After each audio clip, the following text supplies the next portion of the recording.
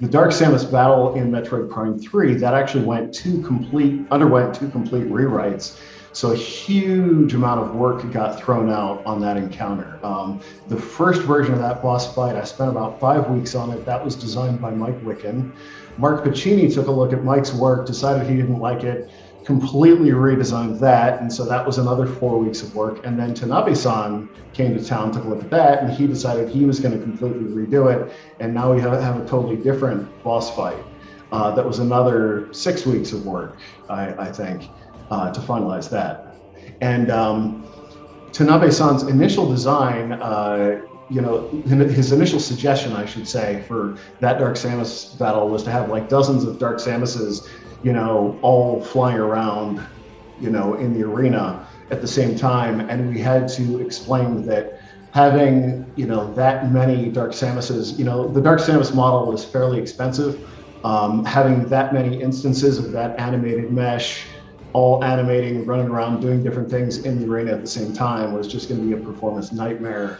Especially when the arena itself was already fairly computationally expensive. And so we managed to get it down. I think there's 3 Dark Samuses that appear in that entire battle. We're like, okay, we can do 3. So we designed it around 3. The designers were working on Pirate Planet on Prime 3, and Tanabe-san had not yet seen Pirate Planet. And they'd been working on it for like 2 months and felt like it was close to finished.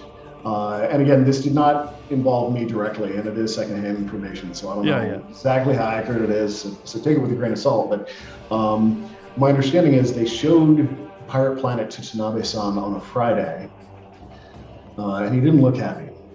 And so he and Risa were in their offices playing through Pirate Planet, and then first thing Monday morning, the designers get called into a meeting with Tanabe-san.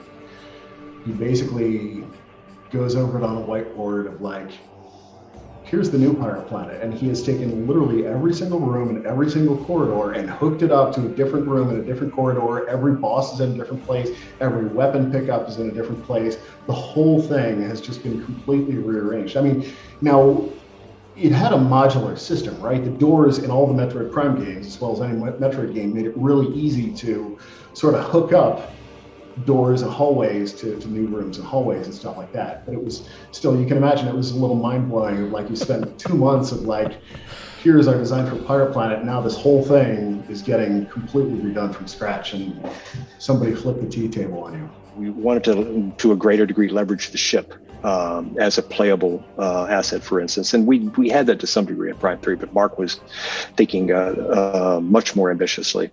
Perhaps there was also an open world, less linear consideration that he was proposing, that the team was excited about.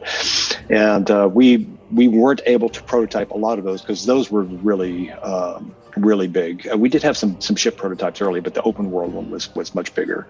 But those were ones that we had to do some dancing. I would be very interested in seeing what the response was, especially the fan community, to the expanded use of the ship and the more open world, non-linear experience that we were touching upon with that pitch. We killed water.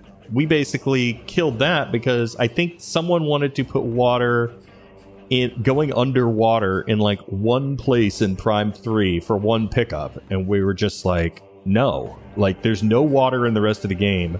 So if there's no water, then we don't have to make a whole different locomotion system for the player. I remember there was a thing in the middle where we already had done some cutscenes, and they kind of changed the story some, and some of that stuff had to be redone. But I remember one of the cutscenes that was affected was one that I did with Ghor.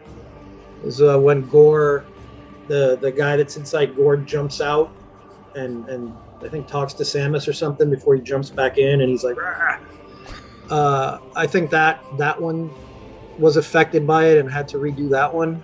But it was, as far as I remember, it was somewhere in the middle of production. And then I think that was only the only hiccup in regards to that as it related to animation. Then the rest of it was just kind of finishing the game.